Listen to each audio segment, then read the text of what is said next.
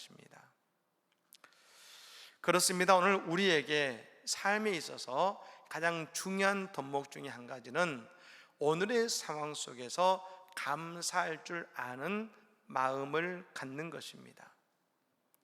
지난 한 주간 우리는 어떤 감사가 우리에게 있었습니까? 아니, 우리가 추수감사절을 맞이하면서 지난 한 해를 돌아보면 우리는 먼저 감사가 떠오르십니까? 아니면 내 인생의 어려움이 먼저 떠오르십니까? 신앙은 나와 함께 하시는 하나님을 바라보며 그 하나님을 통하여 우리의 감사를 깨닫게 되는 것입니다. 오늘 우리의 신앙이, 특별히 오늘 예배를 통해서 우리의 감사가 깨달아지는 복된 은혜의 시간이 되시기를 예수님으로 간절히 축복합니다. 아멘. 오늘은 추수감사주일이죠. 원래 이 추수감사주일은 성경적으로 보면 유대인들의 3대 절기인 수장절과 맞닿아 있습니다. 이 수장절은 유대에서, 이스라엘에서 모든 곡식을 다 수확한 이후에 그 수확을 주신 하나님께 감사드리는 절기인 것이죠. 그래서 오늘 우리도 올 한 해 동안 하나님이 우리에게 베푸신 그 물질과 은혜와 사랑의 축복에 감사를 드리는 날이 바로 이 추수감사 주일인 것입니다.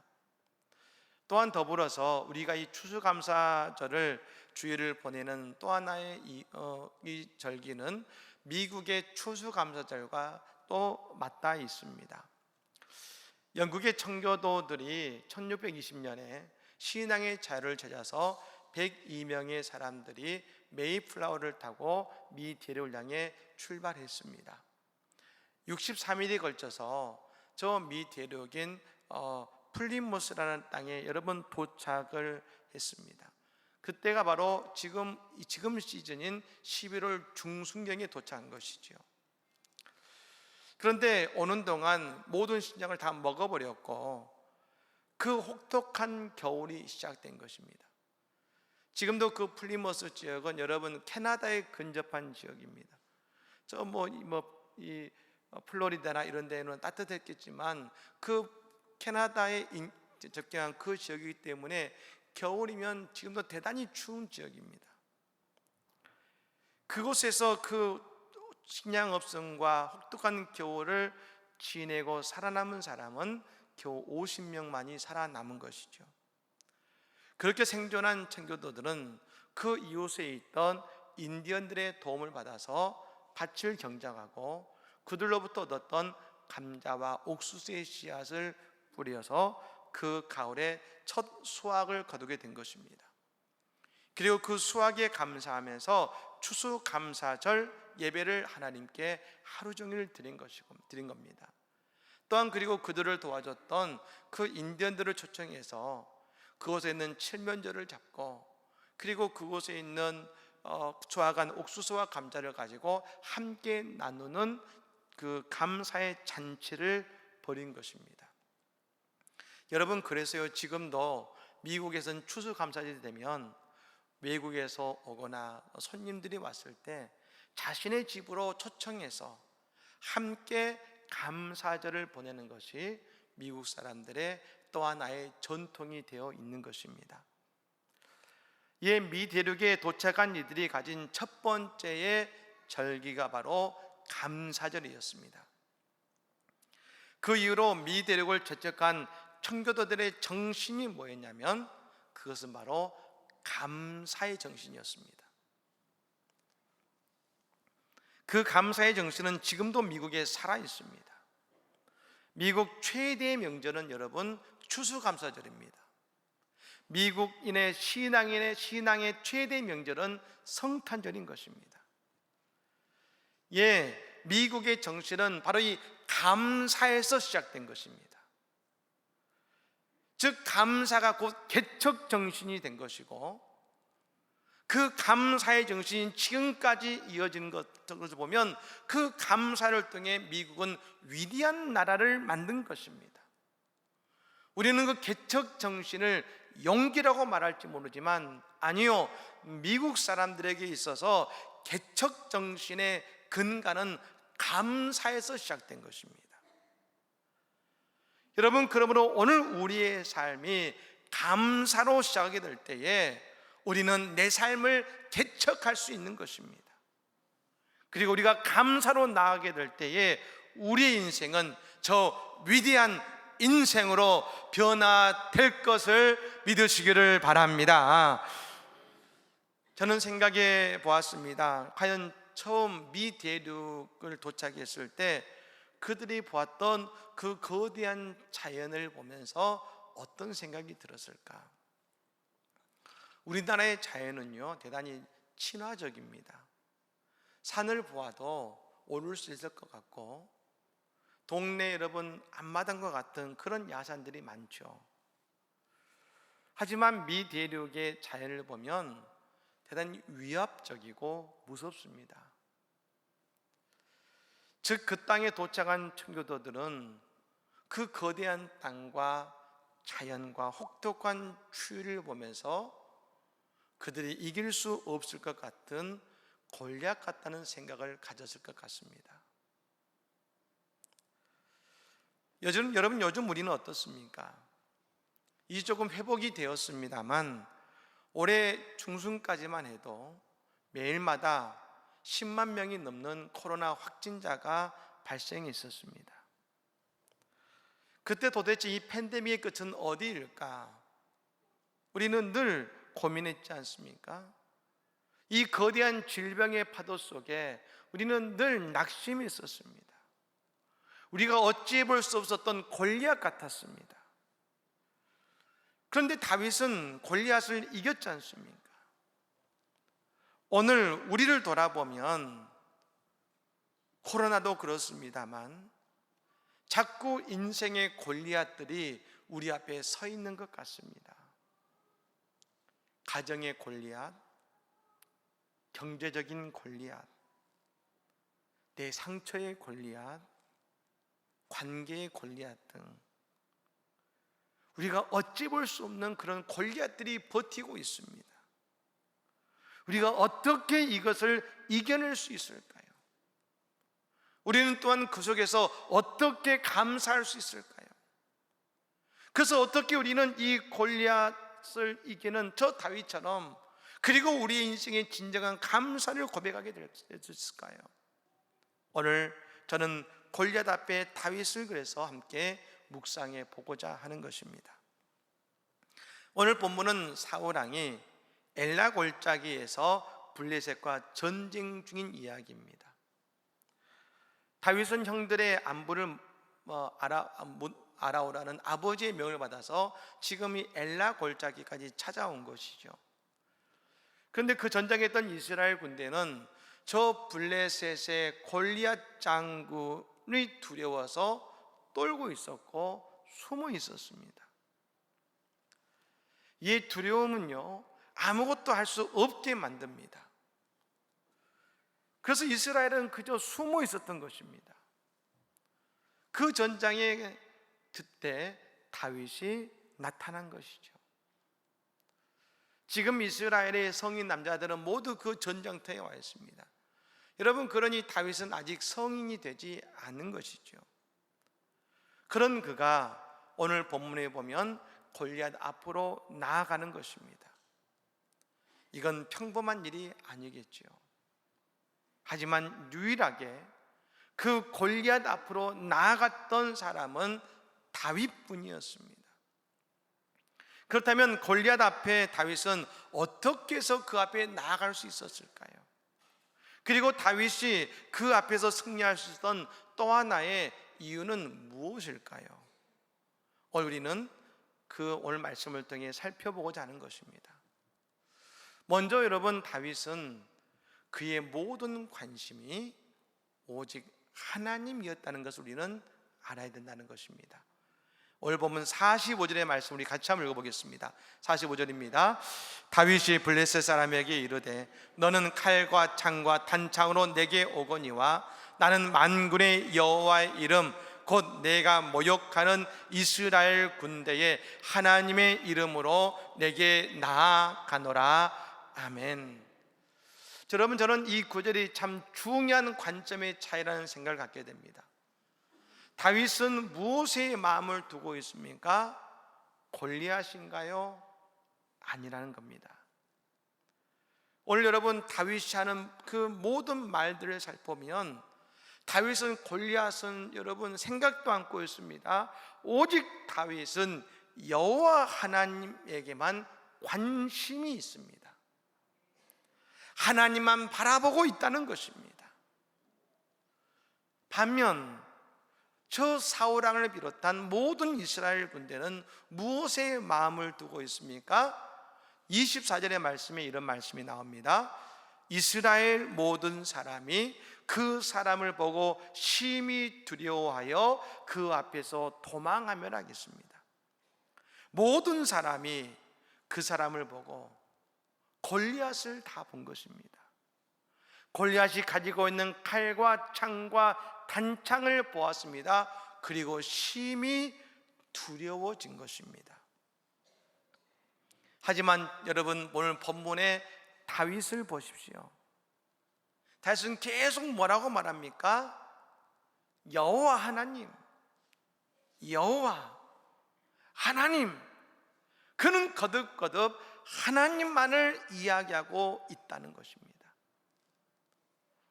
다윗은 지금 골리앗이 보이는 것이 아닙니다. 하나님만 바라보고 있습니다. 오늘 우리가 하나님만 바라보고 있습니까? 아니면 우리는 골리앗을 바라보고 있습니까? 우리가 오늘 하나님만을 바라보고 있는지, 내 인생의 골리앗을 바라보고 있는지를 알 수 있는 것이 있습니다. 나는 지금 무엇을 말하고 있습니까? 오늘 여러분 교회에 오시면서, 아니 오늘 아침에 여러분은 부부간에, 가족간에 무엇을 이야기하셨습니까? 내 인생에 관여하시며 내 인생을 주장하시는 목자이신 하나님이십니까? 아니면 내 인생의 문제입니까? 우리는 참 신기한 것이 자꾸 골리앗을 보다 보면요, 남들도 보지 못하는 골리앗의 또 다른 조건들을 더 보게 됩니다. 그럴수록 우리에게 드는 한 가지의 마음은 패배감입니다. 하지만 우리가 하나님을 바라볼 때에 우리는 골리앗의 크고 작음에 신경 쓰지 않습니다. 골리앗의 키가 3m 50이든 4m든 여러분 그것에 신경을 쓰는 것이 아닙니다. 오늘 나와 함께 하시고 동행하시는 하나님을 고백하게 되는 것입니다. 여러분, 우리에게 감사가 나오는 조건은 뭘까요? 골리앗을 이기기 때문에 감사가 나오는 것일까요? 예, 그럴 수도 있죠. 그런데 말입니다, 우리는 하나님을 바라보면 그 속에서 먼저 감사가 나오게 된다는 것을 여러분 믿으시기를 바랍니다. 여러분, 저는 그러므로 감사는 조건이 아니라 감사는 선포라고 생각합니다. 그 감사의 선포가 우리 인생의 축복의 불씨가 되는 것입니다. 승리의 불씨가 되는 것입니다. 저 미국 청교도들이 미대륙의 추수감사절이 그 위대한 미국을 만드는 축복의 불씨가 된 것처럼 말입니다. 오늘 우리에게 감사가 축복의 불씨가 된다는 것입니다. 그러기 위해서는 우리는 어떻게 해야 됩니까? 우리는 골리앗이 아니라 오직 하나님만을 바라봐야 될 줄로 믿습니다. 야곱이요 20년 만에 자신의 아버지의 땅으로 돌아왔습니다. 야복강가에 이르렀습니다. 근데 거기서 들려오는 소식은 20년이 지났는데도 자신을 죽이고자 400명의 군사를 가지고 달려오고 있는 형 에서의 소식이었습니다. 여러분, 사람의 감정, 그 분노, 상처가 그만큼 깊은 것이죠. 여러분, 근데 이 야곱에게 있어서 에서는요 골리앗 같은 존재입니다. 그 어찌 해볼 수 없는 존재이죠. 그때 야곱은 모든 것을 먼저 보내고 홀로 야복 강가에 남았습니다. 그런데 하나님이 그때 야복 강가에 홀로 남은 야곱을 위해 하신 한 가지가 있습니다. 하나님이 그에게 다가오셔서 씨름해 주신 겁니다. 밤새 씨름해 주신 것입니다. 여러분, 하나님에게 있어서 야곱은 여러분 한숨 그릇 되지 않죠. 자리 가면 끝나겠죠.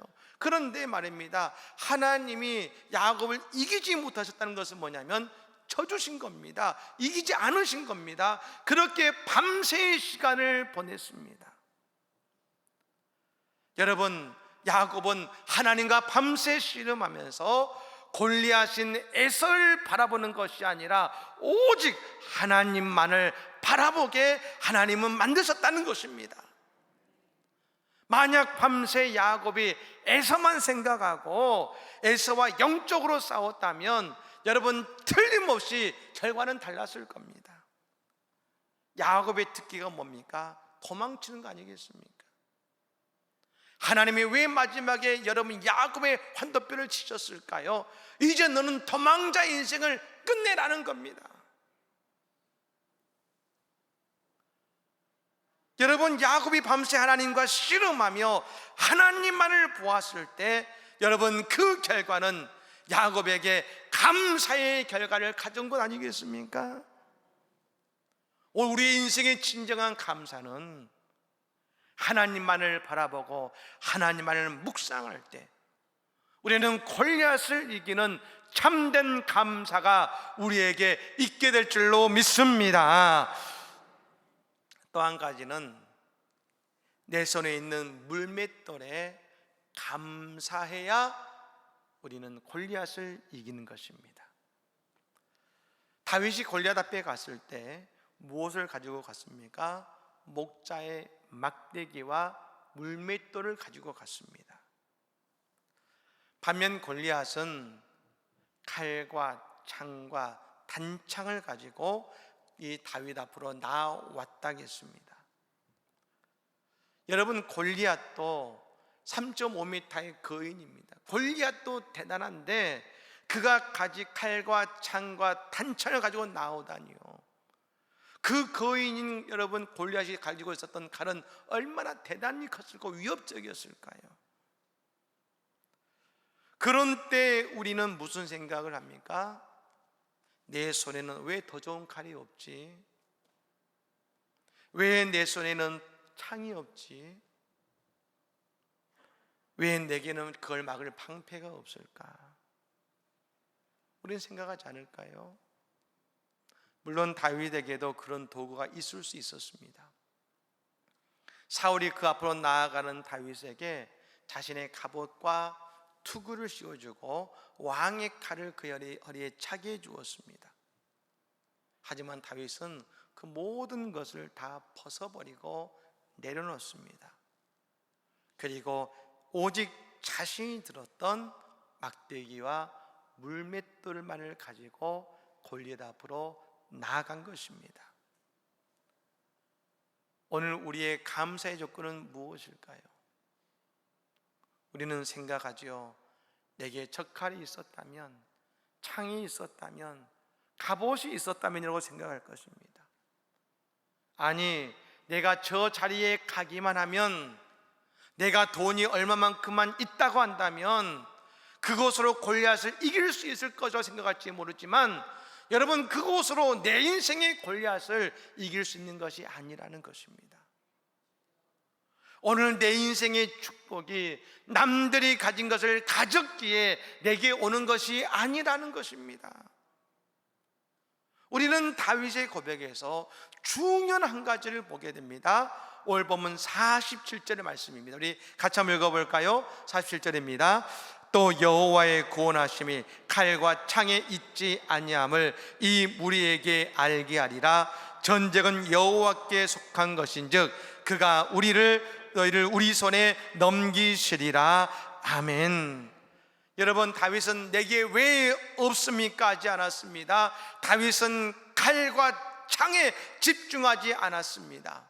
하나님께서 이 전쟁을 다윗의 손에 넘기실 것이라는 것을 믿었습니다. 그러자 다윗은 하나님이 내게 주신 것에 집중했습니다. 무엇이에요? 막대기와 물맷돌이죠. 누가 보기에도 그건 하찮은 것입니다. 누구나 가질 수 있는 것입니다.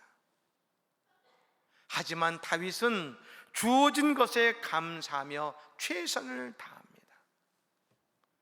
다윗은 오늘 말합니다. 중요한 것은 칼과 창이 아니다. 하나님의 마음이 어디에 있느냐, 하나님께서 이 전쟁을 누구의 손에 넘기시느냐가 중요하다는 것입니다. 예, 물맷돌은 그냥 물맷돌이지요. 하지만 하나님이 다윗의 손을 들어주시고 그 물맷돌에 함께 하시니 그 평범한 물맷돌이 능력이 되고 골리앗을 이기는 축복의 도구가 되었음을 믿으시기를 바랍니다. 여러분, 그 앞에서 다윗은 어떤 감사를 했을까요? 그 감사가 얼마나 위대한 감사가 되었겠습니까? 손경민 목사님이 계십니다. 최근에 다니엘 오륜교회 하는 다니엘 기도회에 강사로 나오셔서 많은 분들에게 참 은혜를 나누셨는데요, 이분이 행복, 또 은혜, 감사라는 찬양을 작곡하신 분이십니다. 이분이 그 가운데 감사라는 찬양을 작곡하실 때 이야기를 간증을 들었는데요, 그때가 대학원 이제 3학년 때죠. 교육전도사로 수고하실 때 교회에서 늘 찬양 인도를 하셨다 그럽니다. 근데 어느 날부터 목소리가 나오지 않고 찬양 인도가 어려워진 것이죠. 그래서 병원을 갔더니 그 목을 수술하면 좋아진다는 것입니다. 그래서 수술을 위해서 병원에 입원실을 잡은 겁니다. 근데 그때 그 둘째 아들이, 그 어린 아들이 폐렴에 걸려서 그 맞은편 병실에 입원하게 된 것입니다. 여러분, 집에서 두 사람이 입원했으니 그 사모님이 병간호를 해야겠죠. 근데 여러분, 그때 사모님이 어떤 상태였냐면 막 셋째 아이를 출산한 직후였다는 것이죠. 몸조리를 해야 될 그때 병간호를 하고 있는 것이죠. 뿐만 아니라 그 목사님의 어머니는 좀 도움을 좀 좋을 텐데 그때 무릎이 너무 안 좋으셔서 수술을 며칠 앞두고 있는 때였다는 겁니다. 그 처지가 되었을 때 답답했다는 것이죠. 근데 그 상황 속에 감사라는 찬양을 쓰고 계셨습니다. 근데 그 쓰시는 그 가사를 보면서 답답했다는 것이죠. 아니, 내가 무슨 감사할 것이 지금 있는가 하면서 그 마음이 답답해하고 있을 때 문득 그 목사님에 드는 한 가지의 생각이 있었다고 합니다. 아니, 내가 지금 감사하지도 못하면서 무슨 감사라는 찬양을 쓰는가.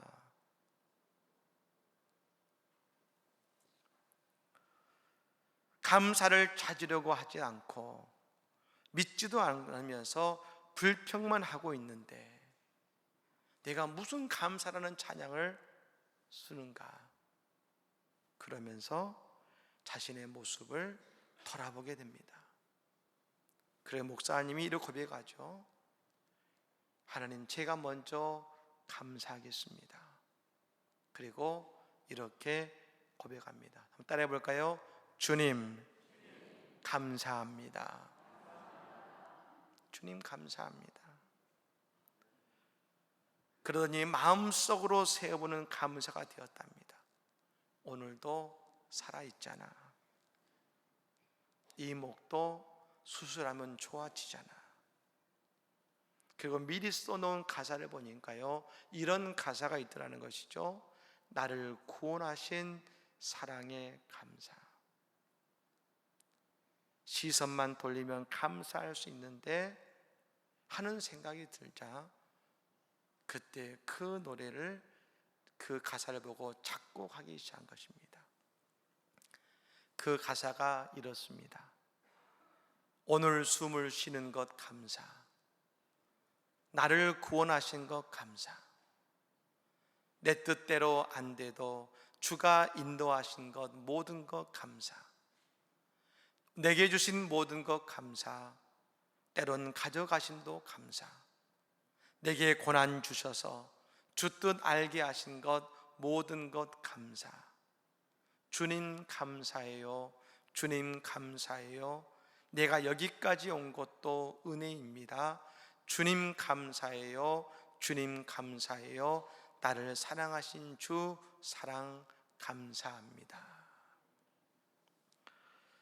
여러분, 바울과 실라가 빌립보에 가서 복음을 전하다가 모함으로 매를 맞고 감옥에 갇혔습니다. 매를 맞고 정신을 잃었다가 그 한밤중에 감옥에서 깨어났습니다. 근데 성경은 말합니다. 그곳에서 찬양을 불렀다고 했습니다. 도대체 무슨 찬양을 불렀을까? 그 매 맞고 그 감옥에서 어떤 찬양을 불렀을까? 저는 오늘 말씀을 준비하면서 분명히 알았습니다. 아마도 감사 찬양이었을 겁니다. 주여 주께 감사, 주께 감사. 그러자 그 감옥문이 열리고 감사가 현실이 되게 하신 것을 믿으시기를 바랍니다. 여러분, 이번 추수감사절은 내 인생의 골리앗 앞에서 말입니다. 하나님만 바라보고 내게 주신 물맷돌에 감사하며 주님 앞으로 나아가는 추수감사절이 되시기를 바랍니다. 그때 하나님께서는 우리의 감사가 축복의 불꽃이 되게 하셔서 그 인생의 감사로 변화시키시며 복되게 하시는 인생으로 변화시키는 놀라운 은혜를 우리에게 베풀어 주실 것입니다.